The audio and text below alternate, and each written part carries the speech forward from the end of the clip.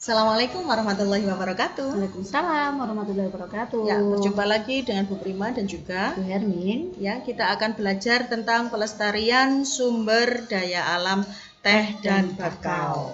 Ya, sebelum kita belajar, kita perhatikan dulu tujuan pembelajaran pada pagi hari ini. Ya. Pasti tujuan kita belajar hari ini, ya tujuannya yang pertama yaitu supaya anak-anak dapat mengetahui karakteristik dari teh. Ya, yang kedua, anak-anak juga bisa mengetahui cara pengolahan teh. Ya. Yang ketiga, nanti anak-anak juga akan tahu mengenai karakteristik bakau dan juga mengetahui apa saja manfaat dari bakau. Nah, jadi selama ini sepertinya teh sudah bukan barang asing bagi Betul anak-anak, sekali. tetapi sepertinya karakteristiknya tentang tempat tumbuhnya, Ya, tentang cara pembuatannya, itu yang anak-anak belum tahu. Nah, ya. jadi hari ini kita akan belajar mengenai itu ya. Bagaimana sih karakteristik dari tanaman teh ya? Yang pertama, teh ini tumbuh subur di daerah pegunungan. Ya, betul sekali.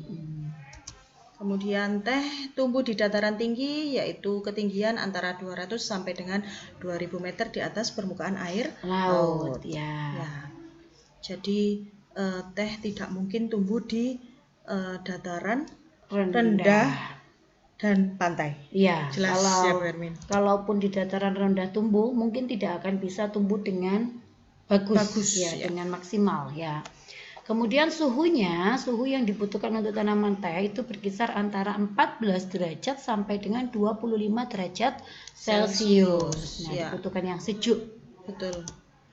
Kemudian daerah perkebunan teh ini yang lebih banyak adalah di Jawa dan Sumatera. Ya, khususnya di Ciwidey, Brebes, Wonosobo, Malang, Simalungan, dan Kerinci. Nah, anak tahu nggak kalau di Malang di mana? Ayo. Nah, ini Bu Hermin, anak kayaknya ada yang tahu tapi mungkin lupa lebih ingat. Banyak ya, atau mungkin lebih banyak yang kurang tahu. Betul sekali. Lupa ingat tempatnya di mananya ya, itu. Kalau orang tua anak saya yakin sudah tahu ya. Jadi kalau teh ini di daerah Malang ya, perkebunan Malang kan teh. Luas. Ya, kabupaten ya tepatnya. Di kota Malang. Di kota Malang tepatnya di Lawang yang namanya daerah Wonosari. Nah, disitulah tempat perkebunan teh di Malang ini. Ya. Kemudian teh berfungsi mencegah erosi dan menjaga lingkungan alam. Jadi di pegunungan ya Bu Hermin ya. Teh itu di pegunungan dan ditanamnya pun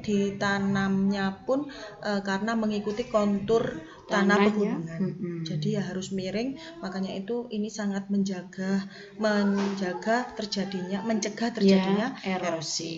Ya. Makanya sangat bermanfaat sekali ya. Betul sekali Bu Hermin. Untuk alam. Betul. Nah, ini proses dari pengolahan teh. Ya. Inilah yang disebut kebun teh ya, yang ada di daerah dataran tinggi dan pegunungan. Betul. Pastinya sebelum dipetik harus menanam teh dulu para petaninya ya. Kemudian baru setelah teh itu sudah cukup umurnya ya, ibaratnya seperti padi gitu kan ya Bu Prima, baru dilakukan pemetikan teh, dan yang dipetik pada teh ini adalah pada bagian pucuk daunnya. Ya. Kemudian ini adalah proses pelayuan teh. Jadi supaya lebih kalau dalam bahasa Jawa itu alum itu ya Bu.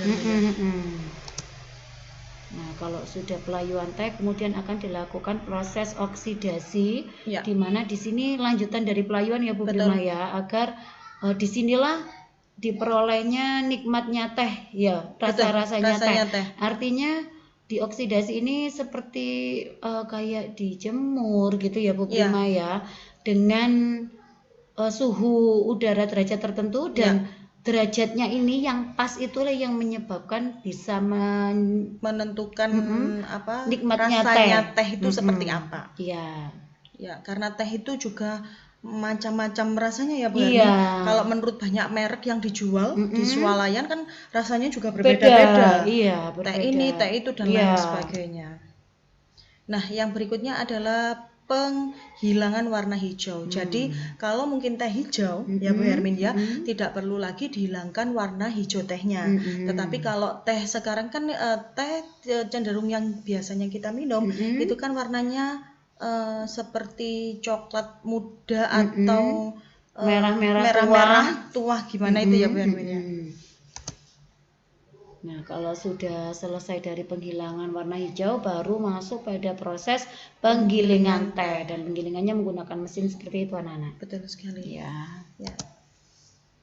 Dan yang terakhir adalah pengemasan teh. Sebetulnya pengemasan teh ini tidak terakhir ya Bu Hermin. Kadang ada teh juga yang dijual dalam bentuk kemasan yang sudah memang sudah tinggal minum. Oh iya. Ya, kalau ini kan model teh celup gitu ya Bu. Iya, ini yang model teh celup. Terus ada juga yang itu Bu Prima, yang tehnya langsung ditaruh di bungkusnya kertas kayak kotak itu. Iya, ada betul. juga yang dibungkus plastik. Iya. Ada juga itu Bu Prima, teh yang bentuknya butiran-butiran itu. Nah, mungkin dari penggilingan teh inilah yang bermacam-macam ya Bu Prima. Mau dibuat tehnya ini yang seperti apa? Ya.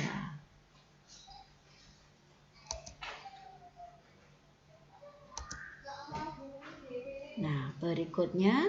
Nah, ini bunga. Kok sudah bunga bakau Bu Hermin?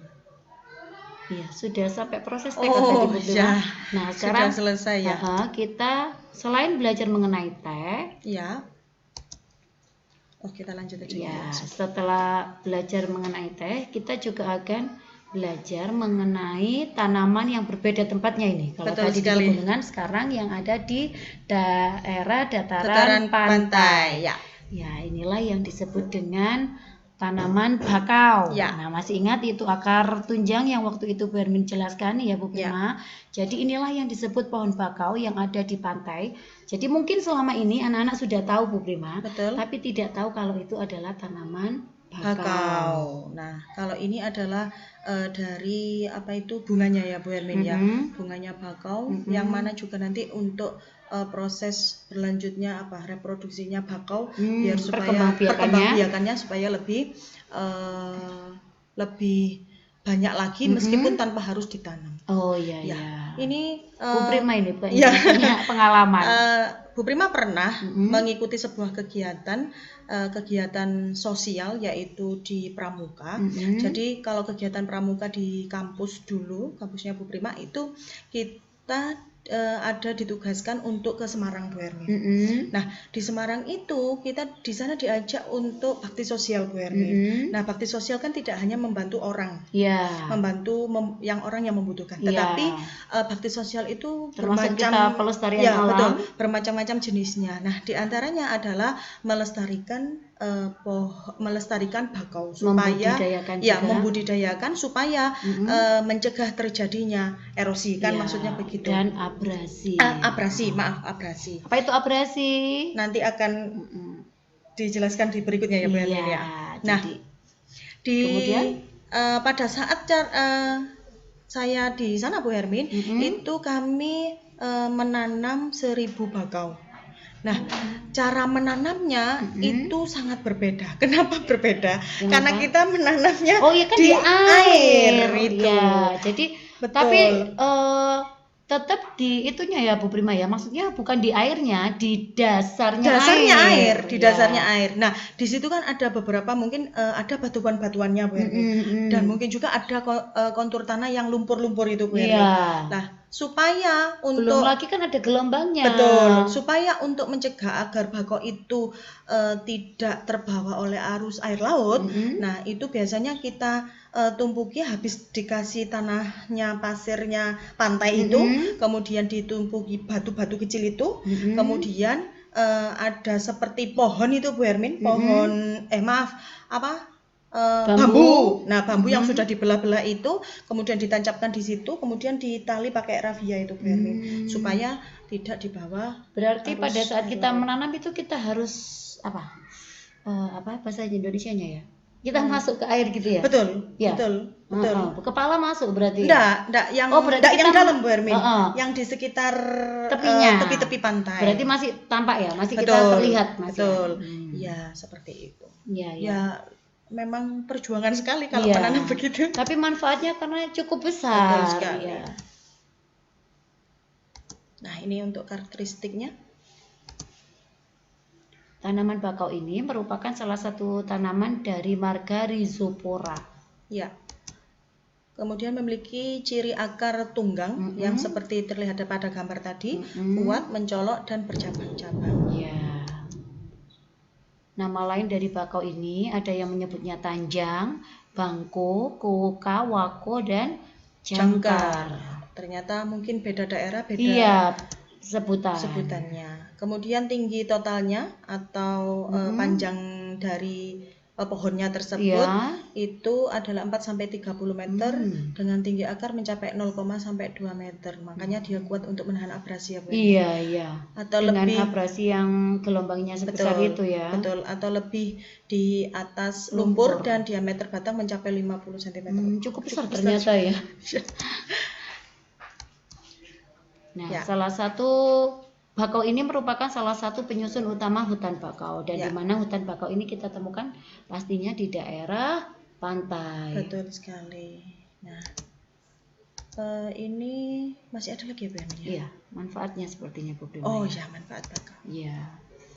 Ini yang Ibu jelaskan tadi, kenapa kita harus menanam, termasuk Bu Prima tadi, bakti sosial menanam bakau di tepi pantai, karena bakau ini berfungsi untuk melindungi pantai dari abrasi.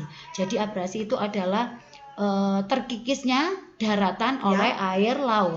Kalau tidak ada bakau, makin lama daratan itu akan, kan gelombangnya berjalan terus ya Bu Prima ya.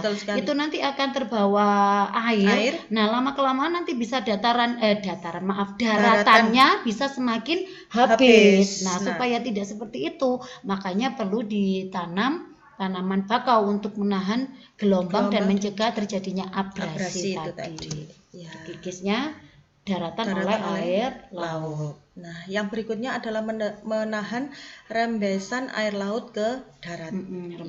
Rembesan air laut ke darat. Ya, berikutnya sebagai perangkap zat-zat pencemar dan limbah industri. Ya. Jadi supaya limbah industrinya tidak ke laut tengah laut, laut lepas. Ya, sudah disaring dulu ya. Betul sekali. Seperti itu. Ya. Kemudian menciptakan udara pesisir yang bersih dan segar pastinya, karena kita tahu pada saat fotosintesis tanaman menghasilkan oksigen. Ya, kemudian menjadi habitat alami berbagai biota darat dan laut. Biasanya ini banyak ditemukan kepiting, Bu Ermi. Oh, gitu ya. Karena sebagai habitatnya ini tadi ya. Betul sekali. Dan kepitingnya besar-besar. Ya, berikutnya mengurangi dampak bencana akibat gelombang laut. Ya, banyak sekali ya ternyata manfaatnya dari tanaman bakau ini. Iya. Sudah selesai. Alhamdulillah. Ya. Jika bukan kita yang melestarikan tumbuhan di bumi ini, lalu siapa lagi? Ya, karena itu mari kita lestarikan tumbuhan-tumbuhan yang ada di sekitar kita. Ya. Anak-anak harus tetap semangat meskipun belajar dari rumah. Ya. Sampai di sini pembelajaran kita. Jangan lupa untuk like, komen, share, subscribe, dan tekan tombol lonceng untuk channel Prima Ekasari dan Hermin Suswati. Ya, sampai jumpa di pembelajaran berikutnya. Assalamualaikum warahmatullahi wabarakatuh.